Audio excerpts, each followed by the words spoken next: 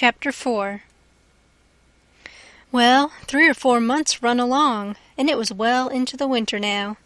I had been to school most all of the time, and could spell and read and write just a little, and could say the multiplication table up to 6 times 7 is 35.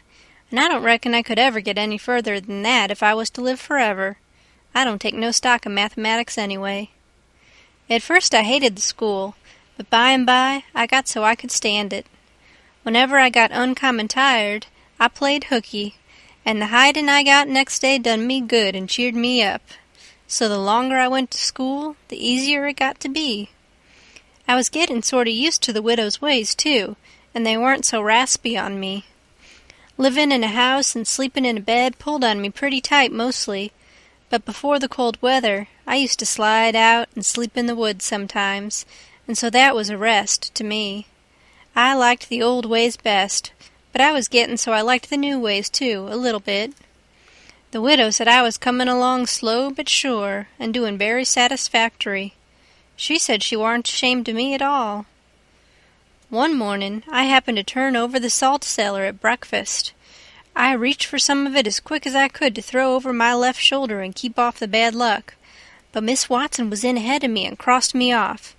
She says, "Take your hands away, Huckleberry. What a mess you were always makin'."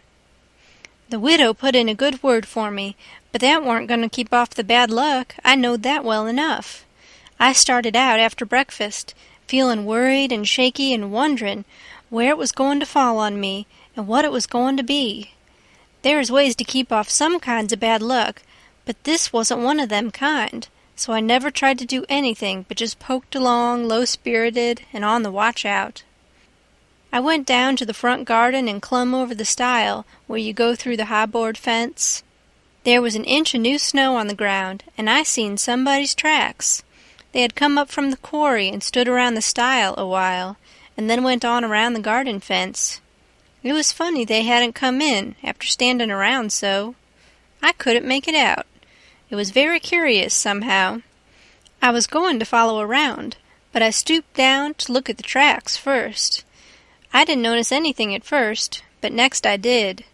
There was a cross in the left boot heel, made with big nails, to keep off the devil. I was up in a second and shinnin' down the hill. I looked over my shoulder every now and then, but I didn't see nobody. I was at Judge Thatcher's as quick as I could get there. He said, "Why, my boy, you are all out of breath. Did you come for your interest?" "No, sir," I says. "Is there some for me?"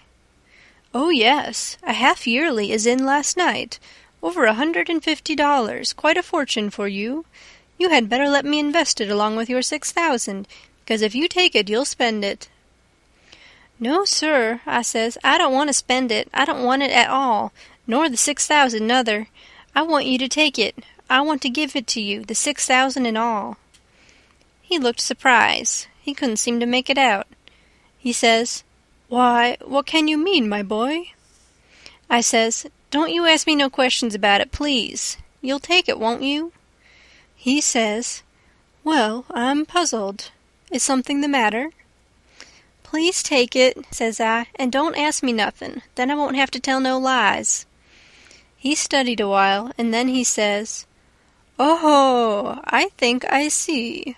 You want to sell all your property to me, not give it. That's the correct idea." Then he wrote something on a paper and read it over and says, "There, you see it says, 'for a consideration.' That means I have bought it of you and paid you for it. Here's $1 for you.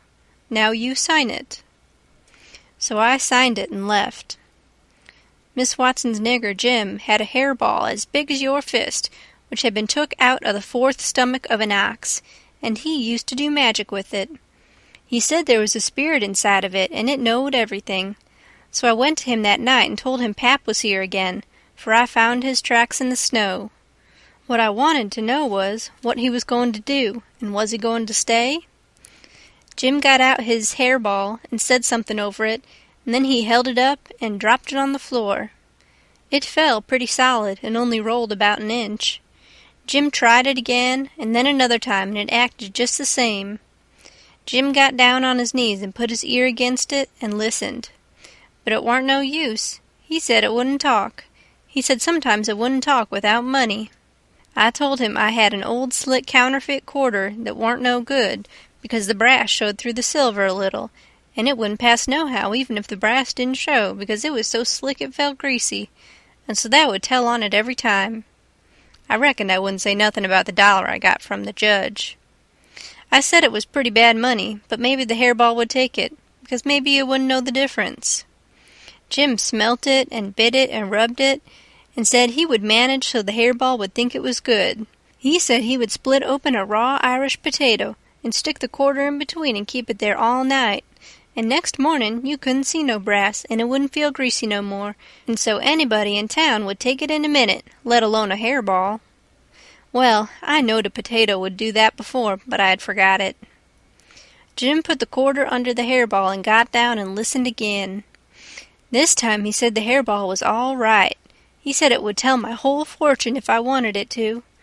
I says, go on. So the hairball talked to Jim, and Jim told it to me. He says, "Yo' old father don't know yet what he's a-gwine to do.